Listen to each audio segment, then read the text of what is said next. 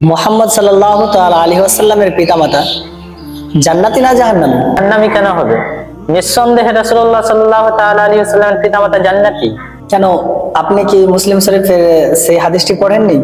মুসলিম শরীফ 388 নম্বর হাদিসে বলেন, হযরত আনাস রাদিয়াল্লাহু তাআলা আনহু থেকে বর্ণিত, তিনি বলেন, একজন ব্যক্তি রাসূলুল্লাহ সাল্লাল্লাহু তাআলা আলাইহি ওয়াসাল্লামের কাছে আসলেন এবং তিনি জিজ্ঞেস করলেন, ইয়া রাসূলুল্লাহ, আয়না আবি, আমার বাবা কোথায়?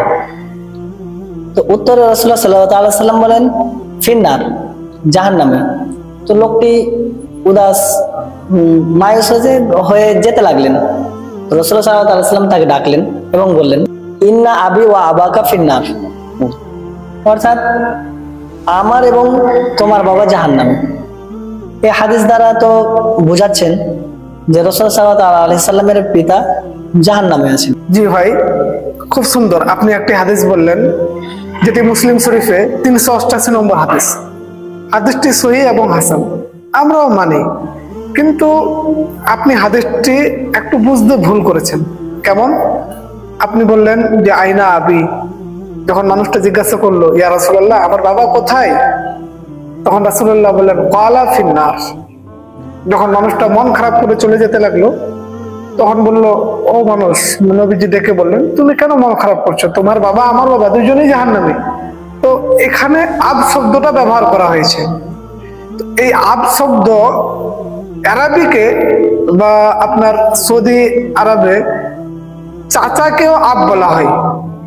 অর্থাৎ আমার বাবার ভাই যে আছে, আমার সম্পর্কে চাচা, তো যেমন আমি আমার বাবাকে বাবা বলি, তো আমার চাচাকেও আমি বাবা বলতে পারি। আরবি গ্রামারে ওই আব শব্দের ব্যবহার বাবার ক্ষেত্রেও হয় এবং চাচার ক্ষেত্রেও হয়। তো এখানে যে আব শব্দটি ব্যবহার করা হয়েছে, এই আব শব্দ দ্বারা রাসূলুল্লাহ সাল্লাল্লাহু আলাইহি ওয়াসাল্লামের মাতা পিতা না, এই আব শব্দ দ্বারা আবু তালিবকে বোঝানো হয়েছে।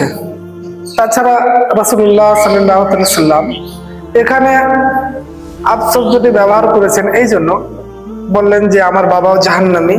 কি কারণে? যে যখন ওই মানুষটাকে বললো যে আপনার বাবা জাহান্নামী, তো তার মন খারাপ হয়ে গেল, মন খারাপ করে সে মানুষটা যেতে লাগলো। এই জন্য রাসূলুল্লাহ সাল্লাল্লাহু আলাইহি ওয়াসাল্লাম যেন তার মনটা ভালো থাকে, এই জন্য রাসূলুল্লাহ বললেন যে আমার বাবা এবং তোমার বাবা দুজনেই জাহান্নামী। আপনি বললেন হাদিসে আব শব্দ দ্বারা চাচাকে বোঝানো হয়েছে, তবে আল্লাহ তাআলা কোরআন কারীমের মধ্যে সূরা আনআম আয়াত নম্বর 74 সেখানে বলেন, ইয ক্বালা ইব্রাহিমু লি আবিহি আযর আতাত্তাখিযু আসনামান আলিহা। যখন ইব্রাহিম আলাইহিস সালাম তার বাবা আযরকে বললেন, আপনি কি মূর্তিকে নিজের মাবুদ বানিয়ে ফেলেছেন, সেখানে তো আব শব্দটা অর্থাৎ বাবাকেই বুঝিয়েছেন। আপনি এখানেও ভুল বুঝেছেন। আপনি যদি তাফসীরের কিতাব পড়েন তবে পাবেন যে এখানে আবের ক্ষেত্রে হযরত ইব্রাহিম আলাইহিস সালামের বাপের ক্ষেত্রে আযরকে বোঝানো হয়েছে। কিন্তু যদি আপনি তাফসীরের কিতাব পড়ে দেখেন তাহলে পাবেন যে আযর হযরত ইব্রাহিম আলাইহিস সালামের পিতা ছিলেন না, বরং আযর হযরত ইব্রাহিম আলাইহিস সালামের চাচা ছিল। আরো একটি আয়াত নেন, আপনি যদি এই আয়াত থেকে না বুঝতে পারেন, আরেকটি আয়াত রয়েছে সূরাতুল বাকারা আয়াত নম্বর 133 এর মধ্যে বলেন, যখন হযরত ইয়াকুব আলাইহিস সালাম নিজের পুত্রগণকে বললেন যে তোমরা আমার পরে কার ইবাদত করবে, তখন তার পুত্রগণ বললেন, নাবুদু ইলাহাকা ওয়া ইলাহা আবাইকা ইব্রাহিম ওয়া ইসমাঈল ওয়া ইসহাক, অর্থাৎ আপনার পরে আমরা আপনারই খোদা এবং আপনার বাপ দাদা অর্থাৎ হযরত ইব্রাহিম আলাইহিস সালাম, হযরত ইসমাঈল আলাইহিস সালাম আর হযরত ইসহাক আলাইহিস সালামের খোদারই ইবাদত করব। এই আয়াতে আব শব্দটি ব্যবহার করা হয়েছে, কিন্তু এখানে আব থেকে হযরত ইসমাঈল, হযরত ইসহাক আর হযরত ইব্রাহিম আলাইহিস সালামকে বোঝানো হয়েছে। কিন্তু হযরত ইসমাঈল আলাইহিস সালাম হযরত ইয়াকুব আলাইহিস সালামের চাচা ছিলেন। সেই রকমই আপনি যে হাদিসটি বলেছেন যে মুসলিম শরীফ হাদিস নাম্বার 388 মধ্যে এসেছে যে আবু কা ওয়া আবি ফিন্নার, এখানেও এই হাদিসেও আব থেকে রাসূলুল্লাহ সাল্লাল্লাহু আলাইহি ওয়াসাল্লামের চাচাকে বোঝানো হয়েছে, আবু তালিবকে বোঝানো হয়েছে। তাছাড়াও আপনি যদি কোরআনুল কারীমের মধ্যে দেখেন সূরা শুরা নামে একটি সূরা রয়েছে। সেই সূরার 219 নম্বর আয়াতে আল্লাহ বলেন ওয়া তাকাল্লুবাকা ফিস সাজিদিন, অর্থাৎ যে আমি আপনাকে পবিত্র আপনার নাসলের মধ্যে আপনাকে ভ্রমণ করিয়েছি, পবিত্র মানুষদের পৃষ্ঠে আপনাকে ভ্রমণ করিয়েছি। তো পবিত্র কারা? সাজিদিন বলা হয়েছে, সেজদাকারী বলা হয়েছে এখানে, অর্থাৎ যারা সেজদা করেছেন। আর আপনি যদি দেখেন যারা সেজদা করে তারা জাহান্নামে কিভাবে যাবে, ওই হিসাবটা যদি আপনি ধরেন তাহলে তো আপনিও জাহান্নামী, আমরাও জাহান্নামী। এছাড়াও এই আয়াতের তাফসীর বিখ্যাত মুফাসসিরিনগণ করেছেন, যেমন তাফসীরে